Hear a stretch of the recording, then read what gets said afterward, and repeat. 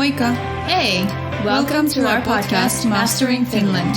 I'm Jean and I'm from California. I'm Petra and I'm from the Czech Republic. We're here to chat about our life in Finland.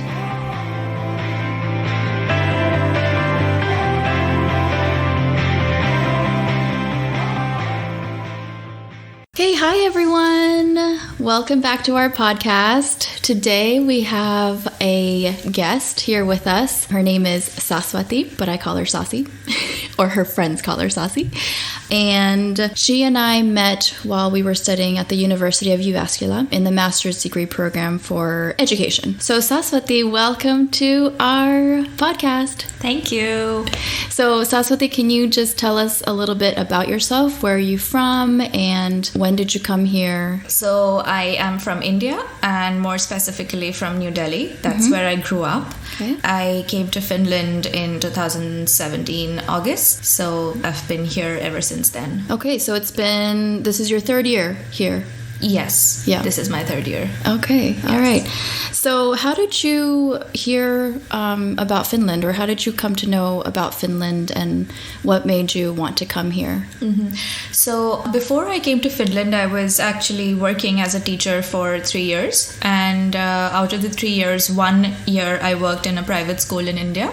So the place where I worked, the leadership team happened to visit Finland and visit the schools here, and they had quite a lot to talk about when they got back to us. So that was how I was introduced to Finland, in a way that there's a lot of opportunity to learn from. But as far as studies are concerned, I was also at a part of my career where I wanted to just pause everything and get back to education, like studies per se, and then continue with my career. So that's when I decided to make the transition and started applying to different universities for courses and masters. Okay, so you wanted to find a way to develop yourself as an educator more, which was the same for me too. I wanted to grow as a teacher and just to see what else I could offer as a teacher in my field. So what was your first impression of Finland when you got here? My first impression was, I would say it took me a while to get used to everything about Finland, because the primary reason is I had never lived away from India before, although I have lived away from home for a very long time.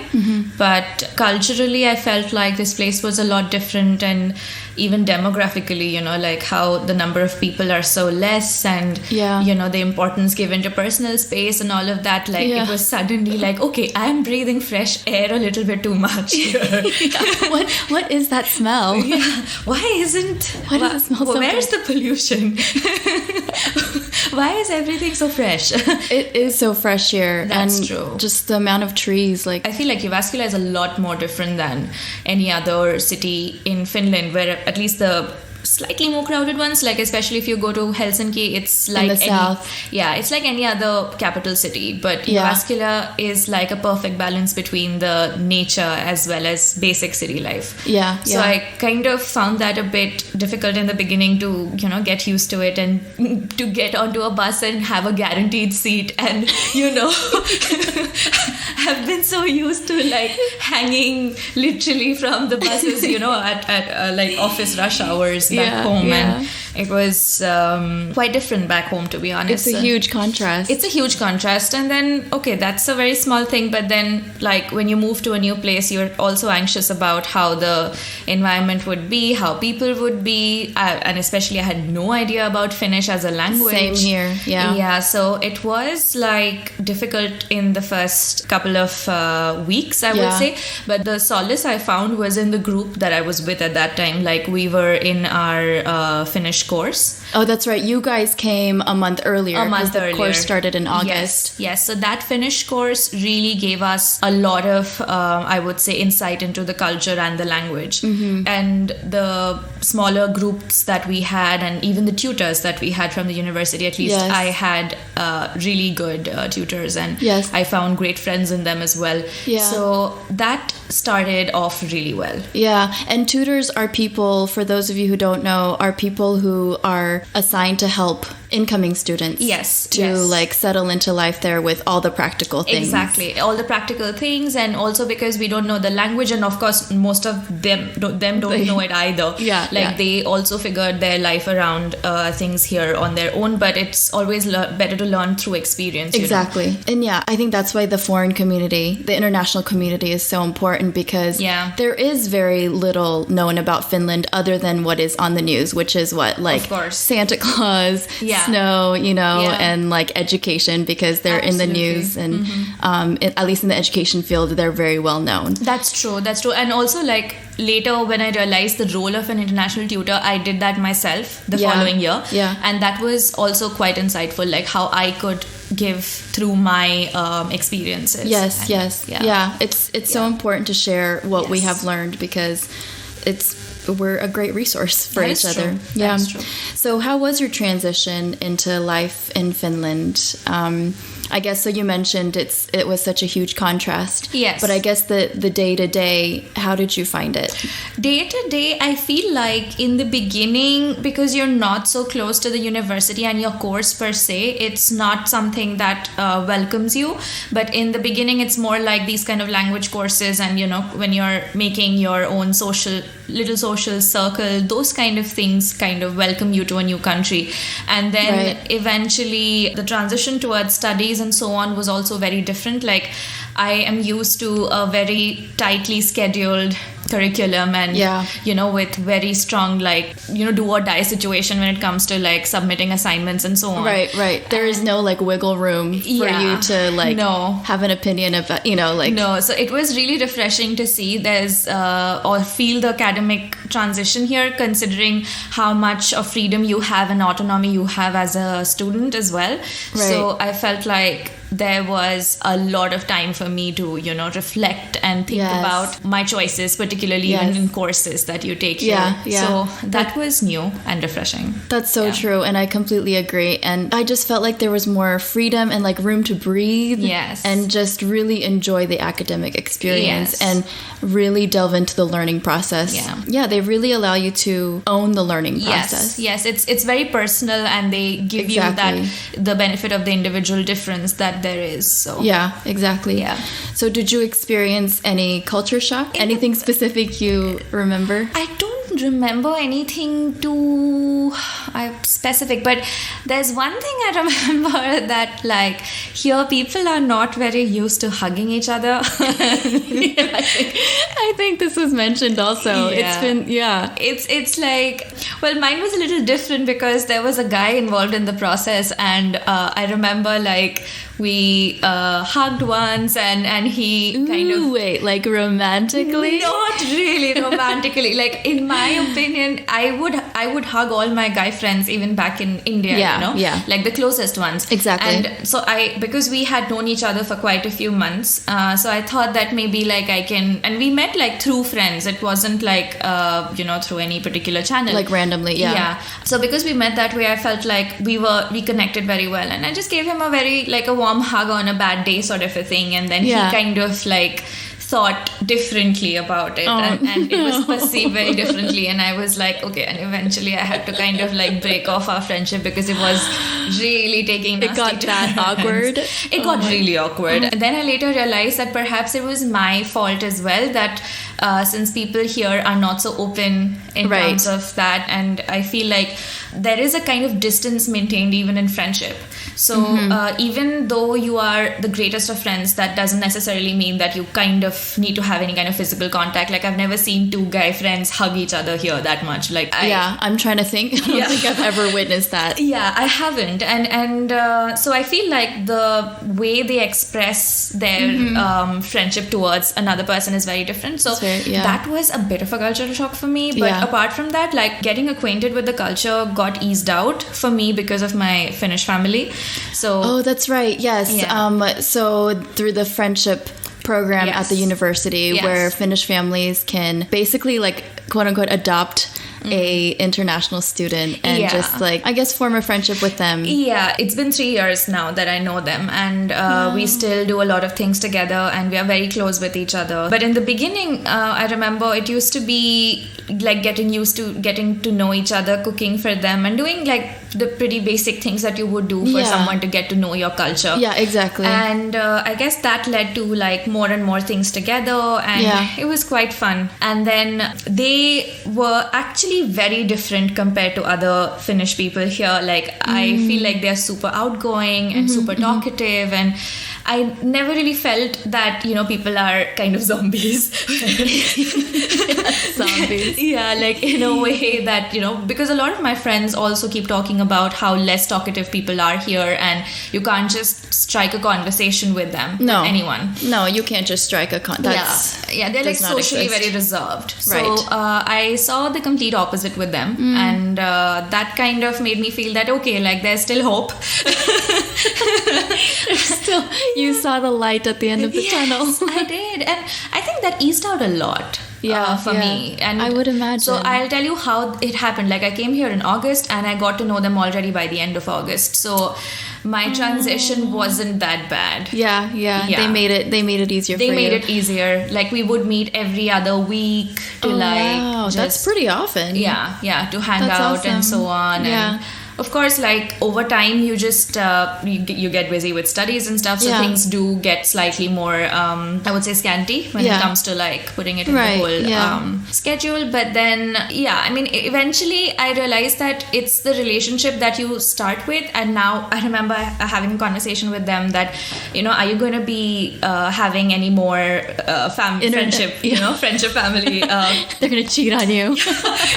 Friendship family. Are you going to participate again? Or have someone else say like, no, I think we're kind of stuck forever. And they had a very straight face with that. I'm like, okay, I should go on, hug them. But we are at the hugging stage, so I think we're doing well. Lovely. You took the relationship to the next level. I guess that's the highest it could get. Well, maybe in this case, yes. But I guess, that's why, you know, you just can't generalize. They are, you know, I guess the exception to the stereotypes. It's like the family is this way that they are a husband and wife, and they have like 2 kids. Yeah. And they are both teenagers. And it also gave me like a huge insight on how teenagers' lives are here, you know, like. That's true. Yeah. And how they maybe same or different. Yeah. So it was interesting, like, to see. I kind of saw them transition into teenage life, like one of them. So it was interesting, like how he used to be like so cute and nice in the beginning, and suddenly like started slamming doors. So no, I feel like some traits we all share globally. Like, you know, it doesn't change. It's just the hormones which are the same. So it doesn't change. Exactly. Yeah. So what have you come to appreciate about the Finnish culture now that you have lived here, you know, several years?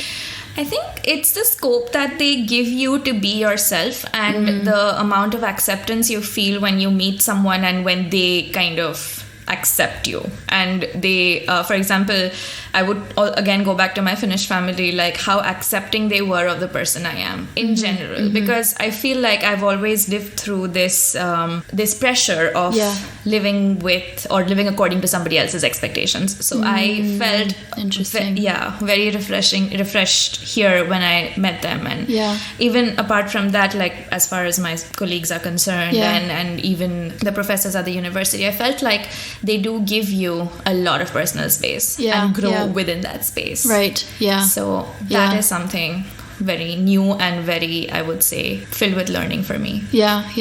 That's so true. I always saw Finland as like a clean slate. I guess once you get to that relationship, you know, or open up that relationship with someone here, like you do feel accepted, and you just feel free here, and you feel like that you could be yourself. It's really hard to explain how we come to feel this way, but it is something about Finland where maybe it's the calmness and the serenity here, and also perhaps the less number of people, you know. Life. It's true. I mean, it's true. It's, I guess, ingrained in there. I really truly believe it's the environment that really has an effect on the culture that they have created, and also like there are few things that somehow came as a shock to me. Like for example, I'm going back to the question you asked before. Culture shock. So where like there's not much about having to communicate with neighbors here, if you've noticed. Like, That's true. Yeah. I mean, I come from a country where having neighbors and being with neighbors and celebrating with them is a big thing. Like, you would see them every other day greeting you, you know, sharing something new they've cooked or something like that. Yeah. And it's something like bringing or making a community. But I don't know, maybe it's because they are a lot more individualistic and free in that sense, and that's why they are like, okay, I'm going to do my bit, they will do their bit. And although they are together, but they may not seem like a community. Yeah. So it's a bit of different It's experience. different. Like, for example, if I moved to a different city in India and I had my neighbors, I would like go knocking on their door, I don't know, have a pack of cookies or biscuits with me and be like, hey, let's have tea, you know, let's get to know each other. And they would be very welcoming. Yeah. Even if you didn't know them. Even if you didn't know them. So I feel like that was missing here, and I felt a bit awkward when I tried to talk to my neighbor for the first time and he was like, okay, this is not going too well. He probably started looking through his peephole every time. Like, is that girl out there, that crazy girl? Okay, I don't mind missing this bus. He plans his schedule around whether he sees you or not. But no, there is the idea that Finnish people will truly like look through their peephole before leaving the house to make sure no one else is in the hallway, because they don't want the awkwardness of having to small talk, but they don't want to small talk here. They just don't want to be in the same area and be in silence. You know, like they'd rather avoid that at all costs. Yeah.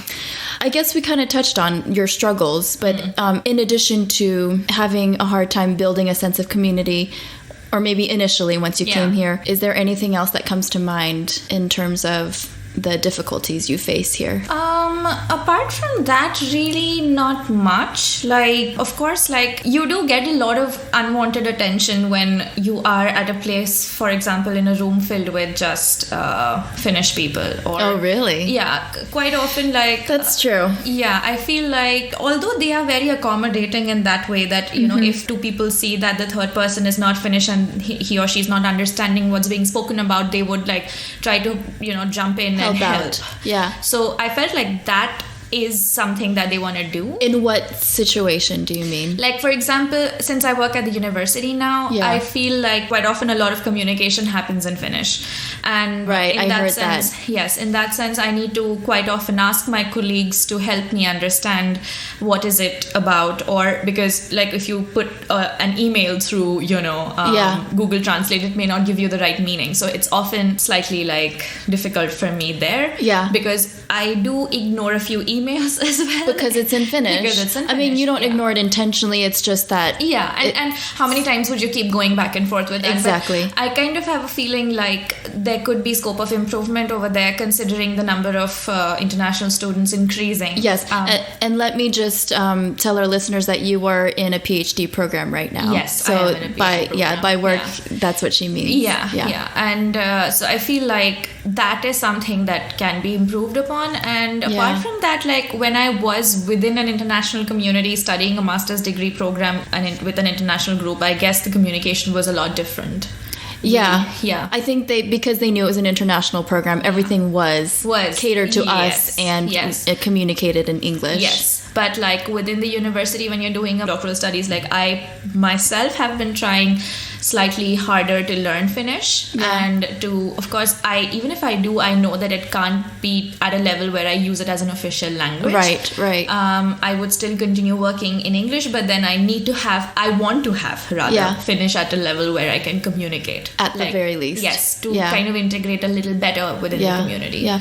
So that's interesting because another PhD student friend that I have, she mentioned the same thing, that because everything is in Finnish with her, I guess, what are they called? Your colleagues? The research group. Oh yeah, the research group, which are primarily Finnish. Yes, I'm the only international student. Okay, so when they communicate, it's always in Finnish, so it kind of leaves you out, and maybe not intentionally so. That's true.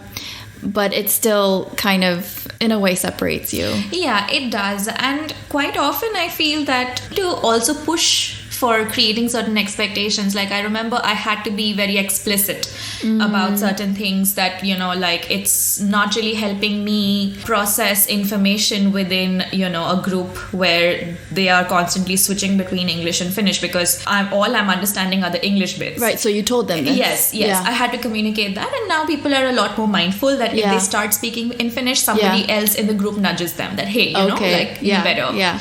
So in most cases, I'm the only one who is not Finnish in the whole room. I see. So earlier I used to feel very conscious about it, but then eventually, like, I realized that at a bigger level, at a little more superficial level, I am also contributing into the work. So I am also an integral part of the group. So I have convinced myself with that, and now I don't feel bad anymore. Because it's taken time, but it does get you in the beginning. Yeah. Moving on to something maybe not so fun to talk about, but have you faced any racism in Finland personally? It was unsettling in the beginning, but it wasn't too bad that, you know, I was scarred for life sort of a thing. I've heard worse stories from people, but it was just a very basic Worse stories happening in Finland? Or just in general? Happening in Finland as well. Like, but I guess all of them are pretty much on the same lines. So, like, mine also happened very, very weirdly. Like, I was out with another Indian friend of mine in one of the supermarkets here. Like, we were just about to enter the supermarket, and there was this kind of a square outside of it, and there was this old guy with a can of beer sitting there, and he just screamed at us like, hey, you brown girls, what are you doing here? Get out of my country. Wait, in English? In English. Oh my goodness. Yes, otherwise I wouldn't have been talking. I was like, wow, that's pretty good Finnish. No. They didn't. He didn't speak that way. And the thing is that there were people around him who did hear it. Yeah. Because it was a parking spot. Yeah. So there are people, you know, coming in and going out. Right. And even after they heard him, they did like look back for a while, you know, out of like what's going on. Yeah, curiosity, like who said that, what's happening, sort of a thing. But no one really comes to intervene. And in such situations, I feel like I freeze. I don't know what to do next, because quite often, like, people are, in retrospect, you think about it, I should have called the police, or I should have, you know, reported him, or so on. Or said something back at him. Said something back. But then you just freeze. You just don't know what to do at that time, because the immediate thing I had in my mind was that I am also someone who's new to the country. Right. Or I may not be new anymore, but I am an outsider to the country. Like, even if I try to explain something, what if it works against me? Right. You know? Yeah. What if he is... Although he's drunk and he looks quite, I would say, deranged, but although he did seem that way, but like, what if he has more, you know, connections, and it just works against me at that point of time? Yeah. And what if he gathers like people and follows me later? I mean, it's like, a very vulnerable position to be in. These are like the things, the trail of thoughts that come to your mind when such a thing happens. And then I'm like, okay, I'll just let this be, and I'll carry on with going to the supermarket. But then it does, in retrospect, if I think about it now, it makes you doubt so many things, or so many choices you've made, that, like, you know, did I come here to put myself through this in the beginning? Like, it does make you feel that way. But then later, when you start talking about it, I feel the best way to deal with it, even if you don't report the guy, is to talk about it to your friends. That's true. Or even your colleagues who are Finnish. Yeah. I did speak about it to, like, my colleagues, my supervisors, and I told them about it, and they were like, it is unfortunate that these incidents happen. Yeah. But at the same time, you have to know that you have our back. Yeah. Like, they said that. Yes. And it's like, so nice. My friends here, and like my boyfriend, my parents, they have always told me that, listen, you have our back whenever you feel something like this. Yeah. And if you don't want to get into it, it's your choice. If you don't want to report him, that's your choice. But if you ever want to talk about it. Racism is just such an ugly, ugly thing. It is ugly, and it's like, you never know how deep it hurts you when it happens. It's very personal, because it's nothing that we did to them. It's just because of our physical appearance. Exactly. That is, you know, rubbing them the wrong way. Exactly. And it could be many other ways. I mean, I'm trying to think of it from his perspective, like what made him come out and scream all of a sudden that, hey, you know, get back to your country, sort of a thing. And my friend who was with me at that point of time said that she had gone through something, but not something as drastic as that, like someone screaming at So you. explicit, like... So explicitly. Yeah. And it actually did not start that bad, because he said, hey, he was like calling out to you. Trying to get your attention. Yeah, and I was like, okay, I thought maybe he's in trouble. Is he like feeling sick? Should I like help him? These are the things that came to me first. Yeah. And that's when he started screaming. And I was like, okay. Yeah. Maybe I don't want to help. Yeah, I can't. It's a very discouraging thing to feel, Yeah. especially when you are not in your home, like you are still a guest here. That's true. And it's just unfortunate that these things happen. Yeah, and then the thing is that like later you don't know, after a couple of days you feel like, okay, I should have reported him. And if you go to the police and they'll be like, okay, who was this man? Can you describe him? I'll be like, I don't remember. They'll be like, that's like half the population. I'm just kidding. No. But I do get it. yeah, but like you said, you deal with it by talking to people about it, both Finnish and, the other international students. That friends. does help you a lot. When you're in a foreign country, I feel that like being close to your own set of people and it's your so own important. support system. Yeah. It's very important. And I always, like, whoever I am friends with, I do tell them that I have, like, you have my ears. Whenever you want me to hear you out or listen to you, want some advice, just feel free, even if it's at 3 a.m. at night. Yeah. Like, Petra, my we were talking about building a community, and you just have to build any community you can have. Yes. Like before, when I first came here, I'm like, I'm going to try to like immerse myself into the local culture. And that is before I knew anything about the real realities of the social life here. I knew they were more reserved, but when you're actually living it, it's completely different.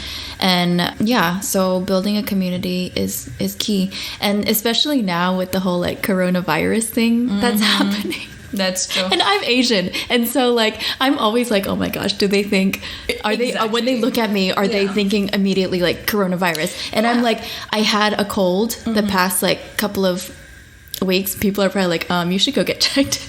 But no, just coughing. And so like I remember I was on the bus on my way to work, and I had a cough attack, but I was like trying to hold it in. I'm like so self-conscious about stuff like that, racism. That's something I would point out. It does make you self-conscious. It really does. You're like, oh my gosh, are they like, what are they thinking right now? Like, what should I be doing? Like you just start getting your head. Even now when I'm traveling at a little late at night, like coming back home or something, and I see like an old man probably drunk looking at me and smiling, I'm like, okay, I don't want to look at You're this triggered. person. You're like, this has happened before. It does scar you in a certain way. May not be that bad, but it does bring you for sure unpleasant memories. So. Definitely. Yeah, I completely agree. On to more fun things in the social culture of things here. Sure.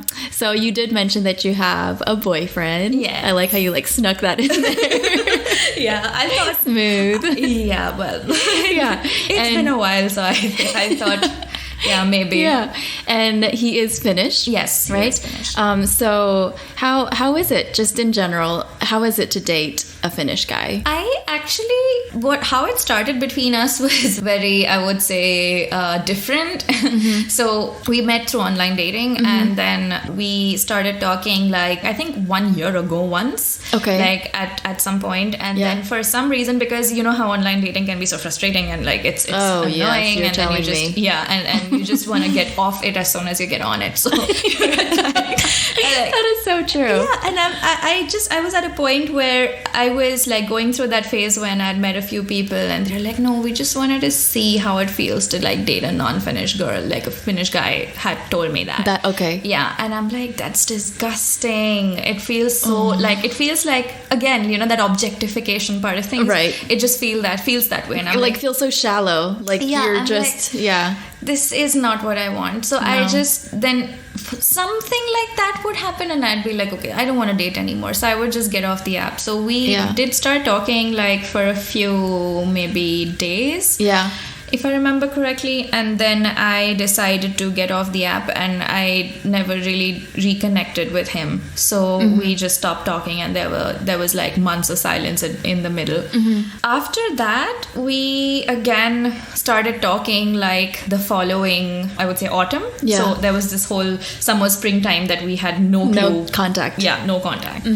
And then once we started talking at that time, then this time like things got a lot, like, I would say, clearer. And we realized that, yeah, we do have a lot of, like, if not interests, like we do have quite a few interests in common, but then we do have a lot of like mindsets in common. So it was very interesting to like see that how someone else looks at something similar to your perspective, and how much you can learn from looking it through his perspective as well. You know, so it was very interesting that way. And then we spoke for almost a month, and I was also again going through that phase where I'm like, okay, I don't want to date anymore, because I went through something similar that I mentioned to you earlier, again with someone else, and I was like, no, this is it. It was just discouraging. This is it. It's discouraging. And I was again, like, I kept postponing to see him.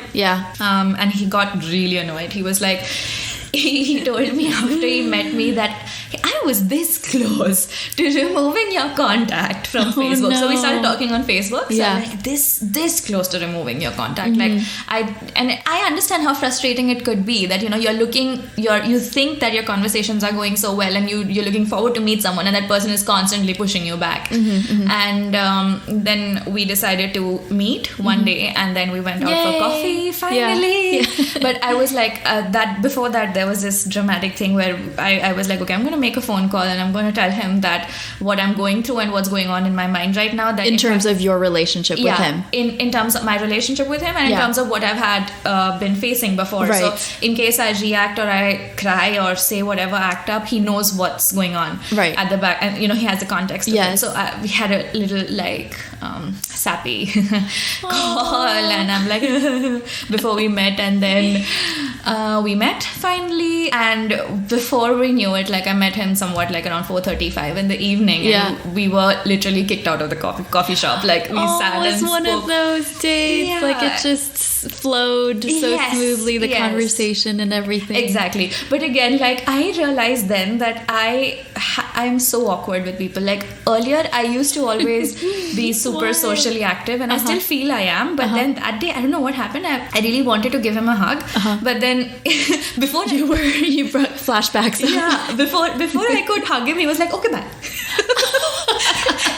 and I see this guy cycling away from me. I'm like, did I scare him up so much? Like, what is this? And then the next day we went out on a drive, and then things just, like, everything else is history. The rest is history. Yeah. So. What did you have any, like, you know, cultural clashes that you've experienced together? Well, yes. Something that he told me in the beginning was that when he saw so much of, like, initiative and immersive, like, tendencies from my side towards this relationship, he kind of felt a bit weird, like, you know, because what I at least understood from the people here, that they don't dive in so much in the beginning. Right, they kind of like test the waters with their toes. Yes, you don't put your whole hand in or whole toe in. So you just touch it with your toe. So, but in my opinion, how my way of life is that I do need to have an immersive experience, otherwise I don't make meaning of it, and that's essentially why I just jumped in. And you don't want to waste your time. There also just comes a point in your life, I think. We're kind of at, like, the same point. Maybe if we were younger, you know, and we just, like, dating around or whatever. That is true. But I think the mindset just changes. And for me, I never, even when I was younger, Jean, I was never of that mindset where I would be like, okay, let's test the waters. I was like, okay, if I like this guy, I would see where things go.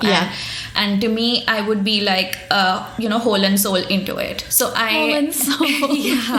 So we both decided that. And in the beginning, it was a bit weird for him. But then we did, like, work it out. We did, like, talk about it. One key thing between us is our communication. We just talk about everything. That is key. And yes. that's good. That's awesome. That's key, and that's something that I always appreciate. Yeah, that we are super open with each other. We, even if the slightest of the things that bothers me about him, I bring it up. Yeah. For example, I hope I'm not dragging this too much, but for example, he's told me one thing, that Finnish men in general, like if they are in a relationship and they are out with their significant others, perhaps like, you know, in the grocery store or something, they would, if that friend knows Yuka, so Yuka is my boyfriend's name. So if that friend knows Yuka, for example, he would talk to Yuka, but not as much as talk to me, you know. That's something weird in the beginning. Like I noticed that when he introduced me to some of the people he knew, may not be his closest friends, but like some of his random acquaintances, they would not be so interestedly talking to me. They're just talking to him. Yeah, they're mostly talking to him, but of course they acknowledge my presence. Right. But and I was like, this is not something that I have experienced before. Yeah. But this is when you meet them randomly, or when you are intentionally hanging out? No, okay, randomly. Okay. I think intentionally when you're hanging out, they are a lot more concerned about like making you feel a part of the group, and I feel that is very nice. Like I've had very good experiences otherwise, but this is one thing that I've noticed. That's so interesting. It is very interesting. I mean, I would feel so awkward, like, oh, okay, I guess I don't exist anymore. Like, I did my part. I said hi, and like, all right, I'll see you later. Yeah, but it was nice, actually. It wasn't that bad, like someone really shuts you off. But. Yeah. I feel like there's just so much to say in terms of like the dating culture here, because we are going to have a separate episode for that. Honestly, I feel like we could have 10 episodes with all the things that you 10 episodes with Jean alone. Talking about totally. Like, guys, just clear your schedules, because Jean is coming with her. I'm going to hit you with some episodes about dating. Oh my gosh, hilarious. So you are now in a PhD program, as we mentioned before. Yes. So how did it happen that you transitioned, or like you started in a master's degree program and then you kind of like smoothly transitioned into the PhD program? How did that happen? So I'll just like walk you through how the whole thing worked out. So basically I was exploring my options, and I had already started thinking about what to do after my master's. So summer of 2018 I started thinking that what part of things should I start exploring? Like, should I start exploring working in the developmental sector or education or like research or academia? What is it? Right. So that's when I decided that, let's try to do this internship and see how things go from there. So I was still like, as we spoke about, testing the waters. So through the university's website, and I started like searching if they have something going on, because I remember hearing a lot about like cooperations and projects that they with the university. Yes, in cooperation with other NGOs and so on. So I was looking for something like that, and I stumbled upon this particular project which has to do with teacher stress and how they interact in the classroom and so on within like Finland. So that's when I realized that this is something that I was interested in. One of my like topics was mental health of teachers and how that gets affected. That's so important. That is, and their mental well-being and so on, and psychological well-being rather. How that gets affected as and when they are progressing in their careers. So I felt like this was something close to that. And I got in touch, and then we spoke about with the education department. With the education, with the Department of Teacher Education here at the university. So I started working as an intern in their project. And this is after you finished writing your thesis? No.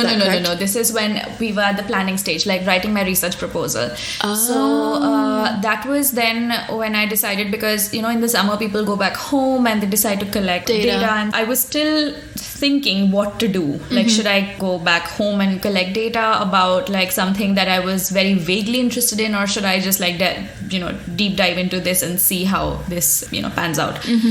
So we started with an internship. That's when I actually learned a very new thing called eye tracking. I had no idea what eye tracking was before that, and they were looking for someone to figure out how to like analyze the data and code the data and so on. So I was like, let's learn something new. this summer. Yeah. And I learned that. So you stayed back. You did not go back to India. No, I didn't go home. Yeah. No, I stayed back that summer and I learned it, and that's when I found it really interesting. So we spoke about how this experience can be converted into a thesis.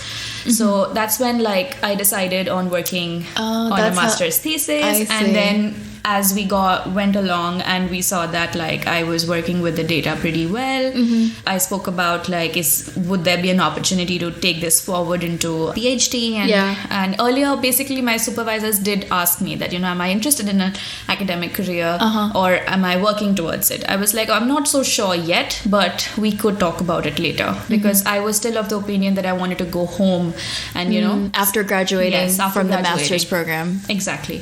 So I wanted to do that, but then when she spoke to me and she told me that, you know, that I've learned something that usually at a master's level it's quite a lot, and I could, if I wanted, I could take this ahead and make a more meaningful career out of it. Yeah. So we spoke about this at length, and that's when I decided that I wanted to do a PhD. So the transition was very gradual, and along the way between the summer internship and my application to the university, I also attended this workshop in Utrecht University. Oh, before the PhD application, right, about like introduction to eye tracking research. Oh, that's right, I remember. So it was very interesting there, like how I met different people from different fields working with eye tracking, and that kind of gave me this outlook that if like eye tracking can be used in a million different ways that you can't even think about right now. So it's actually a very, I would say, objective and novel technique. Yeah, it's up and coming. It's up and coming, and I feel like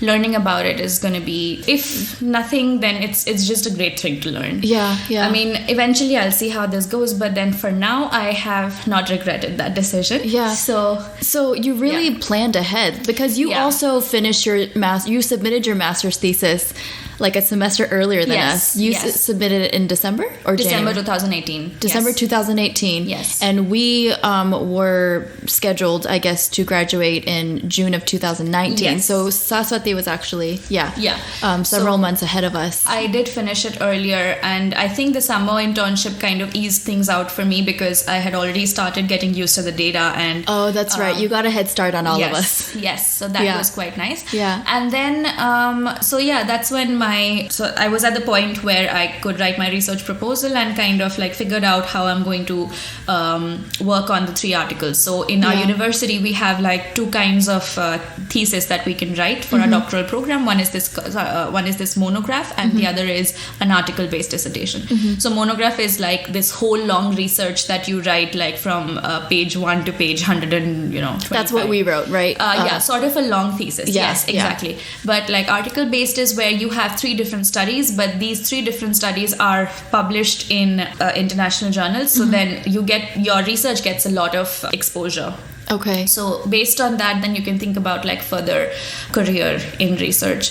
So I decided to do the article-based one, and then my research plan was made accordingly. And I have been very lucky with my supervisors, and they have been like very, very, I would say they've been there throughout. Yeah. And even now they're there. So that's really important for the advisor. That relationship is so key. Exactly. And I've heard so much about having different kinds of supervisors and different styles of nightmares. Working. Nightmares and this and stuff. But I just got lucky. I just feel that I've been lucky, and I'm very, very happy to have taken this opportunity to like extend this relationship. You totally deserve it, because you really did like think it through ahead of time, and you're very intentional about all the choices you made, like the research you chose to do, and you did thorough research on it all. That's true, and I've always been looking at something that is meaningful to me, because so far I've studied, I've done so much, but then I did not.